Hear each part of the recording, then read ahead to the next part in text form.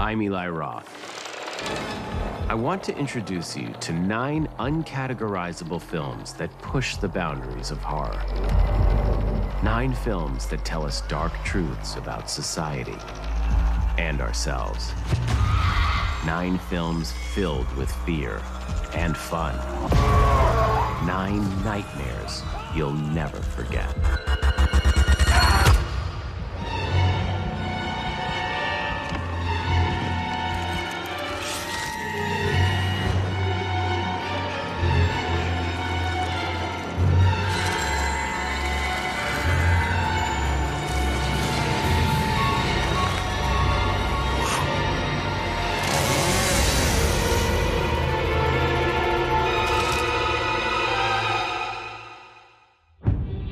Horror is the outlaw genre of cinema. Some people fear it, others don't respect it. But that renegade status lets it go places no other genre can reach. Great horror films entertain us and provoke us. They put society under a microscope, making us question not just what we fear, but why we fear it. And there's no better recent example than Jordan Peele's Us. In 2017, Jordan released his first film, Get Out, an Oscar-winning commercial and critical hit satirizing racism in America. The Armitages are so good to us. What you experienced in your first movie is like, to come home with the Academy Award, to make a movie that is like, probably the most culturally significant horror film since Night of the Living Dead. And then you're like, now I have to follow that up. The expectations were a bitch. As you know, you kind of have to say, okay, well, what got me here in the first place? Looking at Get Out and imagining what people are expecting. If I can kind of start to understand or pinpoint what I think people are expecting, I can start to plot how to subvert that.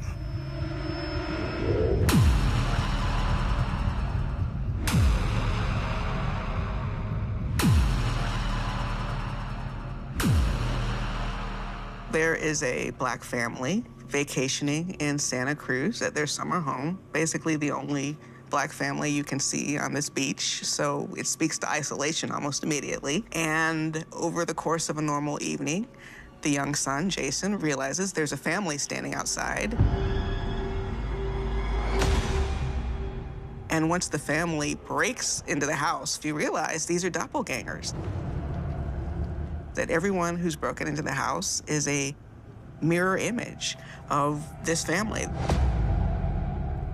You know, I think both films, in a strange way, are about losing your identity and sort of who you are, like what the external world sees and what you are on the inside. Both of these movies became clear to me when I decided to be vulnerable and look within. Ask myself what really scares me. Ask myself what I'm not ready to face. What are you people? Which felt related to what we're not ready to face. We're Americans. What would it be like to see someone who looked exactly like you? Who is that person? What does that mean? Are they taking something away from you, or are you taking something away from them? Run! At first, the film seems to be about one family in peril. Then we discover everyone has a doppelganger living underground, invisibly tethered to their counterparts on the surface. Now, our tethered twins have emerged to murder us. I remember you telling me after we shot last year that you were gonna go shoot something that felt like Lost Boys. You know, we're in the same place, Santa Cruz Boardwalk, the exact same location. Did you hear the line about Lost Boys in there? You know, they're filming something by the carousel. You should see if they're looking for extras. But I always thought this idea of Lost Boys, there's a monster up here. And so I thought with that same location, what if there's a monster underneath as well, on the opposite side? They created the tethered so they could use them to control the ones above. like puppets. I was thinking about incarceration. I was thinking about class. I was thinking about the term us and them, the idea of us and them, and the division. When you sort of identify an us, you create a them. You create an other. Don't waste your strength. Don't try to fight it. You can't stop the inevitable. Much like Get Out, this is a systemic monster we're dealing with. It really does appear to be, on a fairly straightforward level, a story about the haves and the have-nots.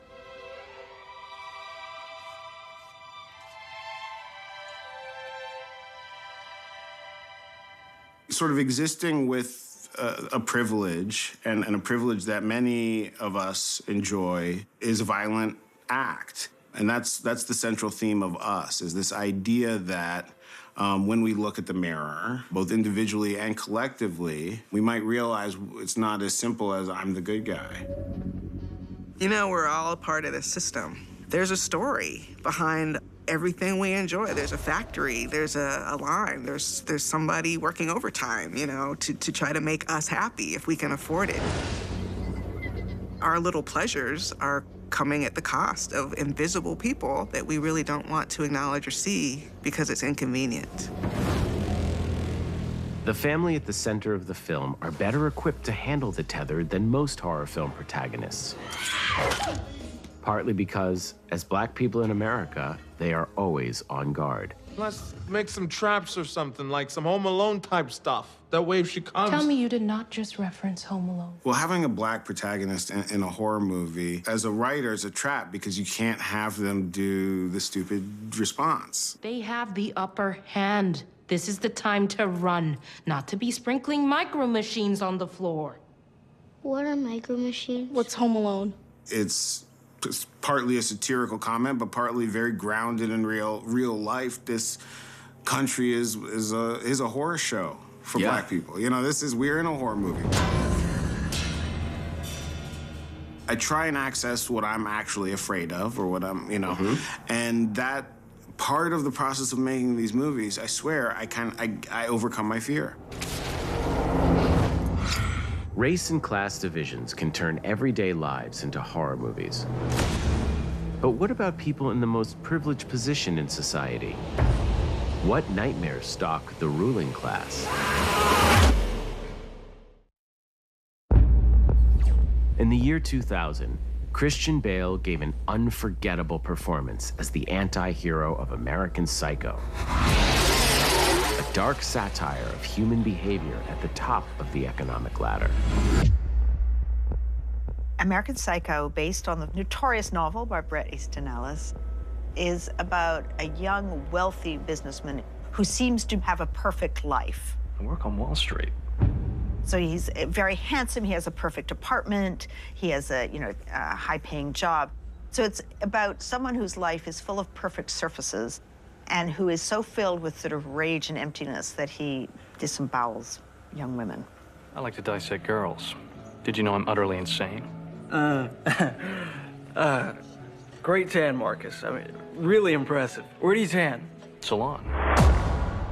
American Psycho is one of the best satires of all time. You can always be thinner, look better. To me, it really, really caught what the 90s was about. Suddenly, metrosexuality came in, and men became obsessive with grooming products, skincare, waxing, tanning booths. What beautiful skin you have, Mr. Bateman. And what suits you were wearing. The kind of explosion in fashion and commerce and restaurants and status. It was just this Wall Street world. Gene, great jacket. Matt Suda? Valentino Couture. It's really a satire of consumerism. Where did you get that overnight bag? Jean-Paul Gaultier. You know, American vulture capitalism at the end of the 20th century.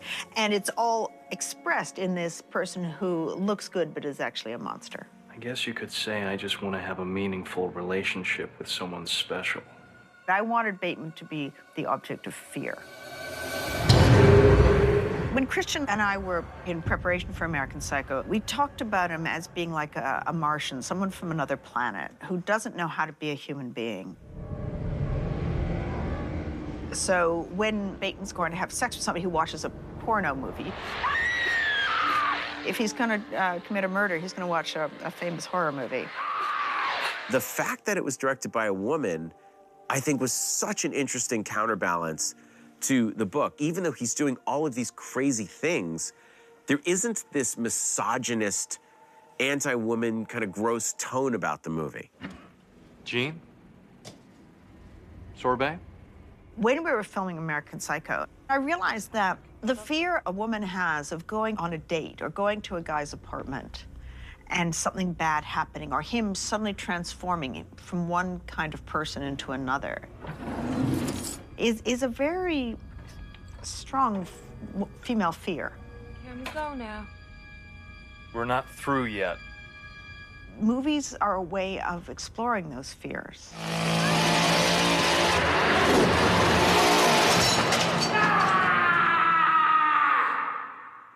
We don't want to admit it, but all of us, there's a part of us that is like Patrick Bateman, that is obsessive, that wants things. It's like this personification of all the greed and the vanity and the consumption and the vapidness, all that stuff that we suppress, that we say we don't have, that we say that's just other people.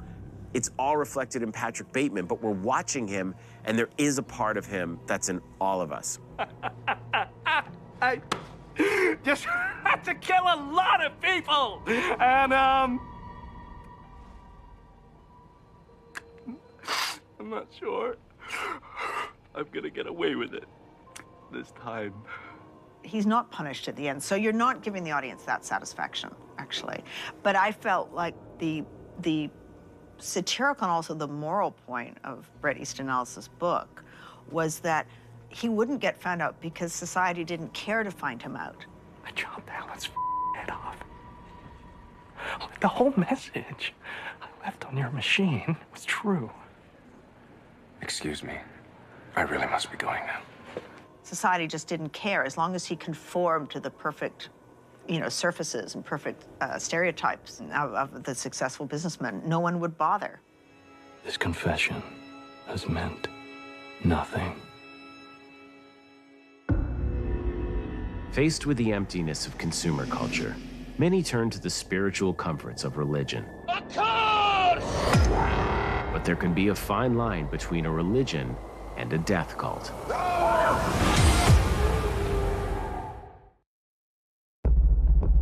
Most religions teach the way of peace. Yet religious differences have led to an almost unthinkable amount of bloodshed. He brought you up to be a pagan. This paradox is at the heart of two films about faith. Midsommar from 2019 and The Wicker Man from 1973. The Wicker Man has the reputation for being the greatest British horror film of all time. It was one of those movies I didn't see until late in life because I would look at the video box and go, what's scary about a Wicker Man? Oh, God! Oh, Jesus Christ! I finally saw it, and it's one of those movies that changed my life.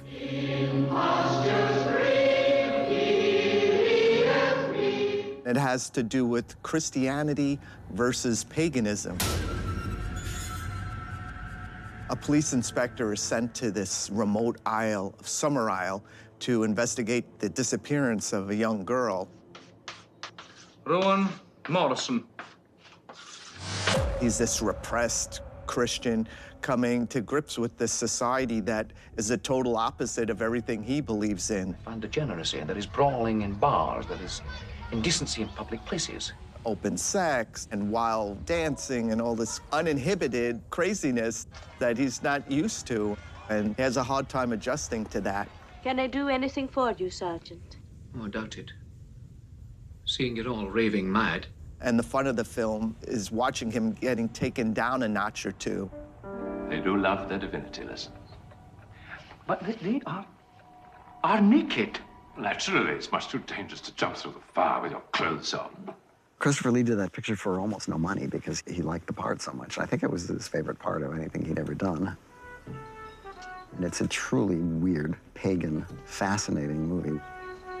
It's almost a musical. I mean, it's got all these Paul Giovanni songs. She took the tinker by the hand They created a score that are folk songs integral to this island that tell the story of their religion and their culture. Fetching and flogging is his delight. The lyrics of these songs are so, everything's a double entendre and everything's sexual. And it's a very, very subversive sexual movie. This police officer is unwittingly being led, thinking he's on an investigation, thinking he's gonna catch the killer of a little girl, until he realizes that he's been a sucker this entire time. It's about faith and how faith doesn't really pan out for you. There is no sun god. There is no goddess of the fields. I wouldn't say it's on the side of the pagans, but it certainly comes close because as devout as the hero is, it doesn't save him. Think! Just think what you're doing! Think what you're doing! Think! The reason The Wicker Man has such staying power is you look at this cult that believes that burning and sacrificing a virgin is going to bring back the crops. That makes perfect sense to them. To this other person, it's absolutely insane because everything he believes is from a Christian perspective. And these are coming from a pagan perspective. What is totally normal to one person is absolutely terrifying to another. And I think there's something very real about that. The culture clash captured by The Wicker Man was a big influence on my film Hostel, so I visually paid tribute to it. And you can see elements of both films in Ari Aster's Midsommar. In the wake of a devastating loss, a young woman joins her self-absorbed boyfriend and his fellow grad students on a trip to the Swedish countryside. They've been invited to witness an annual folk celebration. You know, the writing of Midsommar was pretty therapeutic. I was going through a breakup and was looking for kind of an angle on a breakup movie. What's like the evil version of that? The students enter what at first appears to be a peaceful community of nature-worshiping pagans. I love that it is, like The Wicker Man, set in this isolated, very homogeneous community that is supposed to signify safety, and then have it completely turn around. The Americans are trying to be cool, and they want to be open, and they want to embrace it, and they want to understand it, and they don't quite get what's going on. What's going on? But they get caught up in the ritual and the pomp and the circumstance, and they don't want to offend the culture, and, you know, they wind up paying the price for it. The film's protagonist is gradually drawn into what turns out to be a death cult. And the other travelers are ritual sacrifices. She ends up finding in this community what might be a home. You are the family now, yes? Yes, you are the family. And of course, the irony is that they are a eugenicist community of murderers. But they're also much more empathic, they're much more compassionate. And that's why people join cults. People don't join cults because they want to be mass murderers.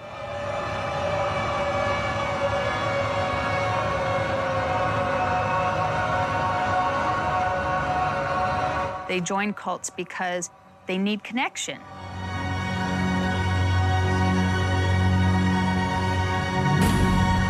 Midsommar was a slow-burn film that built to a fiery conclusion. But horror can also go way over the top to make a point.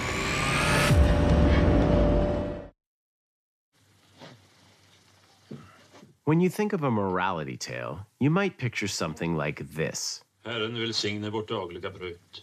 Amen. Amen. Amen.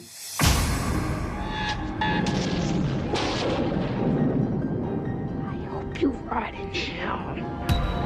But in horror, stories about suffering terrible consequences for your poor behavior can be scary and fun. like Creepshow. Creepshow is a horror fan's dream. It still is. It's the combination of George Romero, Stephen King, and Tom Savini. Me, as a 12-year-old horror fan, knowing that this was the director of Dawn of the Dead. This was the guy that did all the gore in Dawn of the Dead and Friday the 13th. And Stephen King writing these stories, this was gonna be the greatest movie ever made. My first thing with George was, he said, why don't we do a number of stories like Tales from the Crypt? And I went, yeah, let's do that. Comic book. What? It's a comic book! It's a comic book! Look, because really, what is a comic book? It's a storyboard for a movie, right? Creepshow is presented like an EC comic book from the 1950s, with 5 macabre stories and an all-star cast. Stephen King himself plays the doomed hayseed, Jordy Verrill. I'm a goner already, Daddy. Ain't I? Each story was a moral tale in which sinners were rewarded with ironic deaths and sometimes ironic afterlives. The teenage Greg Nicotero was a frequent visitor to the Creepshow set. I remember seeing them shooting the actors with the colored lights and the background. I got my cake. All of a sudden, like, there's a bunch of guys on dimmers, and they'd go, meow. Happy Father's Day. And they would turn it, and the lights would change. They were trying to immerse you into the comic book world. One of my favorite stories is The Crate, where a henpecked college professor comes into possession of a vicious animal with a thirst for human blood. I don't even know what it was. And it's Hal Holbrook and Fritz Weaver and Adrienne Barbeau and this old crate, and you're just waiting for Fluffy. I remember as a kid, I read Fangoria magazine, I saw pictures of the monster that they called Fluffy, and when that thing comes out of the crate. The fun is inventing how to do this stuff. You know, the script kind of is sometimes very vague. We see a flash of fur and teeth. Well, I got to create a creature from that comes out of a crate underneath steps in Creepshow, you know. Something shiny. I had never built an animatronic creature before. So I called Rob Bottin on the phone. Took me to his house. He tore the skins off to show me how the mechanisms worked in the heads, the fake heads that he was making. As great as the crate is, nothing quite prepares you for E.G. Marshall's performance as Upton Pratt. This is Upton Pratt, the Upton Pratt. Oh, I found another cockroach this evening, George. Oh, no. One of those big ones. Right here in my $3,200 a month penthouse apartment. Upton Pratt is a wealthy and vicious germaphobe who treats everyone like vermin. You might go far, White. I've noticed that in service jobs, people like yourself often do. People of color. You know, the Marshall story does represent a lot of the socio-political things that were going on at the time, you know, with him being a blatant racist character who was trying to live in this sort of protected white bubble, literally, in his compound, and he's terrified of other things getting into that world. Damn bat! Now you'd have a digital cockroaches. You Back would then, have- you really had to do You it had the with cockroaches. They were everywhere, Eli. Yeah. Those cockroaches were everywhere. And when we did the final scene, where he just sort of explodes with bugs all inside him, everybody was like, nervous, scared to death. It could be one take. Yeah. It's the only thing you could do. There were like 5,000 cockroaches, and they were going to blow them through this tube. Quiet on the set. Get the cockroaches ready. Cue the cockroaches.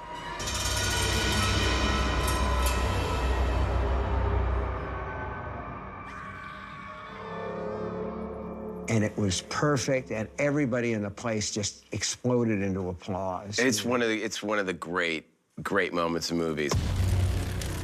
Creepshow was way ahead of its time in terms of George and Steve King's sort of love letter to EC Comics. Doing Creepshow really was their opportunity to pay tribute to the stuff that inspired them. In Creepshow, bad people are punished with gruesome deaths. The violence upset audiences expecting a lightweight comic book movie. But to really upset Americans, do what Brian De Palma did. Make a horror film about sex.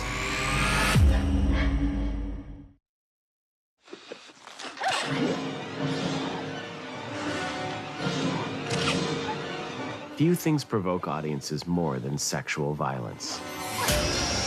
It's a taboo region that horror films are uniquely able to explore, because horror goes where the timid fear to tread. And even a comically bad slasher can carry a surprising message about toxic masculinity. Where did this filth come from?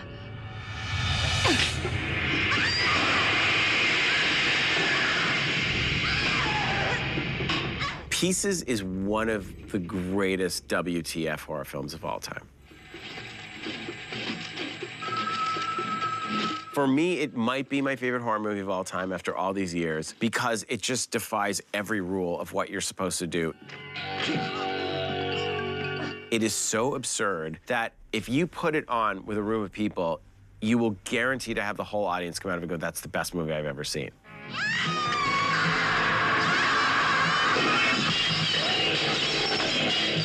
Horror is the genre that gave us the idea of bad good.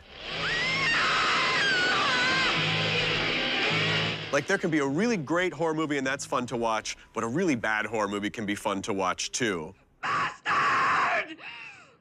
Bastard! Bastard!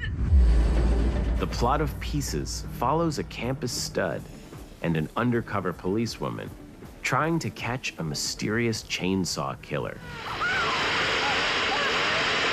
It's got all the classic tropes of slasher movies. They have these beautiful Spanish girls that always get naked right before they're chopped. The deaths are so over the top. At the end of the film, the police catch the killer, and they're about to leave, and they open the door, and the body falls out. And you realize this guy's been making a human jigsaw puzzle. It's an incredible shock moment.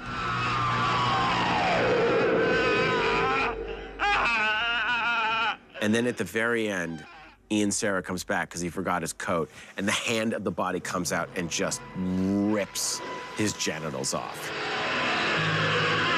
You can watch the movie on one level and go, this is a grade Z slasher movie, or you could say, this is a subversive work of art by a master director who's making a comment on this character who uses women like pieces of meat. These girls are then killed, and the body is the residual anger. The anger of these girls and the resentment of these girls of being used by this guy all boils up, and they castrate him at the end of the movie. You don't expect great depth from a movie like Pieces. More confounding to critics is when a brilliant filmmaker deliberately challenges an audience by fusing sex and violence with high cinematic style. Exhibit A, Brian De Palma's Dressed to Kill, a provocative film about the corrosive effects of sexual repression. Dressed to Kill is an interesting juxtaposition of two women's expression of their own sexuality. One being a conservative housewife who is oppressed by her sexuality, and one being a young sex worker who is empowered by her sexuality.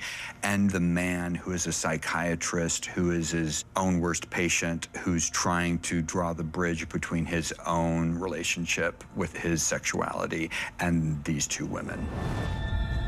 Sexually frustrated Kate, played by Angie Dickinson, acts the part of the perfect wife and mother.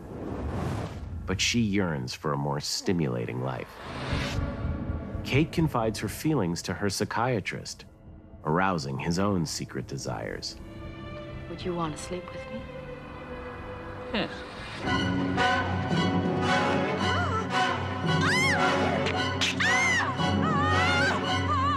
Then, in a shocking twist, Kate is brutally murdered by a mysterious black-gloved killer.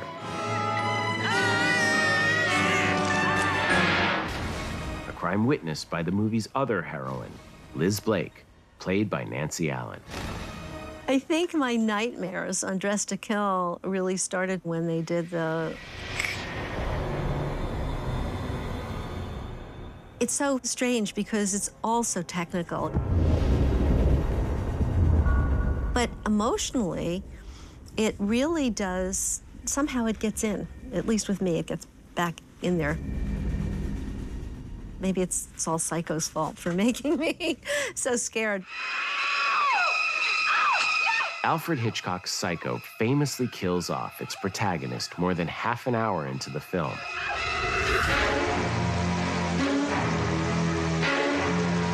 Dress to Kill both updates and parodies Psycho. De Palma turns the trail blazed by Hitchcock into a slyly satirical boulevard, going places Hitchcock couldn't in 1960. The second half of Dress to Kill is a detective story led by two amateur sleuths, Liz Blake and Kate's adoring son, Peter, played by Keith Gordon. Every scene is enhanced by De Palma's vast knowledge of film technique. Obviously, the story involves a lot of double and mirror and two people looking alike and, having two personalities and splits. Really good visual directors will find themes, and then they'll continue to find places to inject it where maybe they hadn't even planned ahead of time, but they keep seeing opportunities. When I speak of transsexuals, I tend to speak of male to female because there are a whole lot more of them than going the other way. The scene I remember the most is the television, where Donahue is interviewing someone, and Michael Caine is watching it. Just the lighting, the way it's photographed. And as a kid, split screen used to drive me crazy. You're like, what am I supposed to watch? What am I supposed to watch? But you just sort of give over to it. It's got a very, very interesting effect on the audience. More than that, I've always been a devout heterosexual. The interview with the transsexual woman signals to the audience that Kate's psychiatrist, played by Michael Caine, is also the killer. The cinematography is absolutely gorgeous. It's breathtaking. So it's unfortunate that it sits on a foundation of transphobia in a really big way, in a really blatant way. It played into a lot of cliches. I mean, there were, trans people as being weird, being dangerous, being other, being crazy. Because Dress to Kill came out at a time when trans people were still thought of as illegal, making us murderers, made perfect sense. It wasn't a big stretch to think that we would go from jail to killing someone. I don't think that's what Brian's intention in making the film was about. Doesn't mean it's cool. I mean, that part of the film, I feel like, yeah, that has not dated well. In 1980, far more people were upset by the character of Liz Blake, a sex worker the movie never judges or shames. Hi, I'm Liz from the escort service. I love Liz Blake. She's smart, she has a sense of humor, she's comfortable with her sexuality, she's not afraid of it or feels like she has to cover it up. She's a free, kind of a free spirit. Do you think you could put together a coffee break and a hot lunch for tomorrow? Yeah, I need $1,000 for my mother's operation. Which was somewhat reflective of my own personality, but not completely. I am a child of the 50s, so I do have that repression. Still lives in me a little bit. Thank God straight are still in style. That's why the film doesn't smack of misogyny to me, because it feels like Brian De Palma trying to understand why people are so hung up on their sexuality. And it is designed to get you to question your own relationship with your sexuality. In the hands of a master, graphic scenes of violence become stylish explorations of the language of cinema. But film can also be a blunt instrument, using violent horror to make us face the worst parts of ourselves.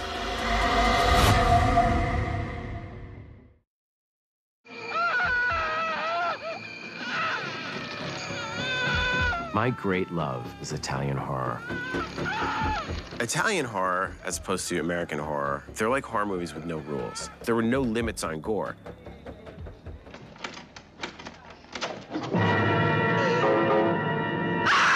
In the 70s and 80s, directors like Mario Bava, Lucio Fulci, and Dario Argento took the conventions of horror and dialed them up to operatic intensity. They didn't know you weren't allowed to have eyeballs exploding and eviscerations, whereas American movies or Canadian movies like Scanners had one big moment or a couple of big moments.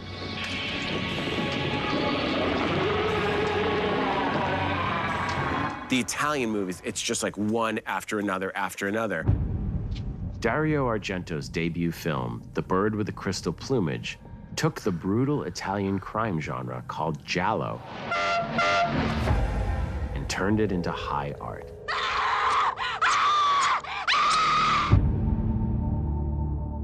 So there were certain tropes you had to follow for it to be a giallo. You had to have red herrings. You had to be guessing who the killer was the whole movie. The killer had to wear gloves. Dario Argento rewrites the rules with The Bird with the Crystal Plumage. It's got all of the signature things from Argento. I mean, this fantastic score by Morricone, the black gloved killer that most of the time was Dario Argento's hands because it had to be done right. Penetrating the victim with a knife, but very, very stylish. Bird with the Crystal Plumage really announces the era of the modern horror film. And it was a big influence on Brian De Palma. You look at Dressed to Kill and you look at Bird with the Crystal Plumage, you could put the movies on top of each other. But the most groundbreaking, provocative Italian horror film of all time is Ruggero Deodato's Cannibal Holocaust. Deodato apprenticed under two master directors, Sergio Corbucci and Roberto Rossellini. Think of the violence and the realism of Rome Open City.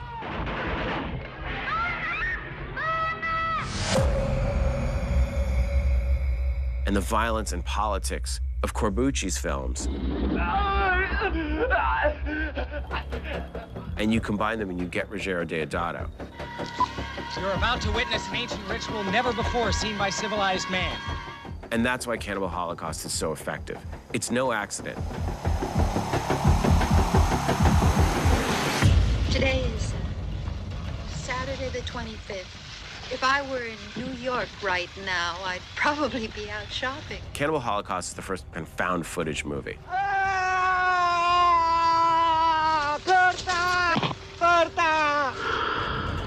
Cannibal Holocaust starts out with a group of documentary filmmakers who went down to the jungles of the Amazon to make a movie about cannibals and never returned.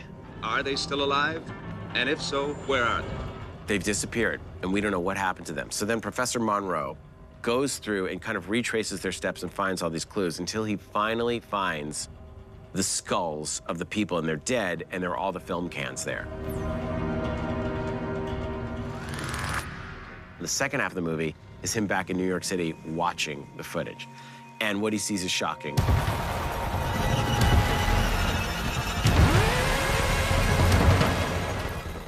You know this is gonna make us famous. Yeah, you think so, huh? How famous? Real famous and real rich.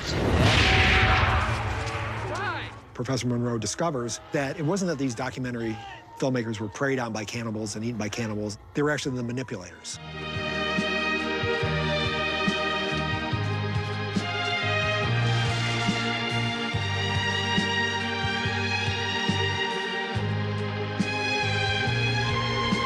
Deodato has said the film was a reaction to the media's sensationalized coverage of Italian terrorists. But for many viewers, the political message was overshadowed by the film's extremely realistic violence. Everyone thought Cannibal Holocaust was real, and this was years before Blair Witch. Cannibal Holocaust was so shocking that Ruggero Deodato was brought up on murder charges. But when he actually ended up in court, Deodato was acquitted on the human killing because he actually brought out the actors and said, okay, do you think these guys are dead? Here they are. Cannibal Holocaust deeply affected me. So much so that I had to make my own cannibal movie. The documentary that the kids in Cannibal Holocaust are making is called The Green Inferno.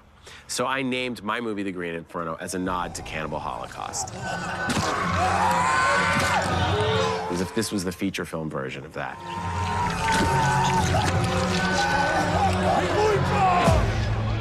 Some artists are compelled to challenge their audiences. But how far is too far? For me, Cannibal Holocaust is right at the edge.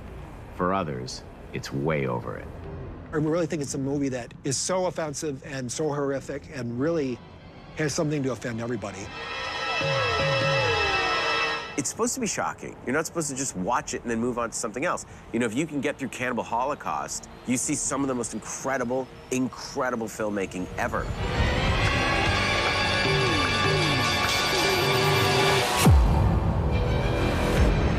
Horror is where our nightmares come to life. It reveals humanity at its best and its worst. What we desire and what we dread. Who we are and what we are afraid we might be. If we have the courage to face our nightmares, we can conquer our deepest fears.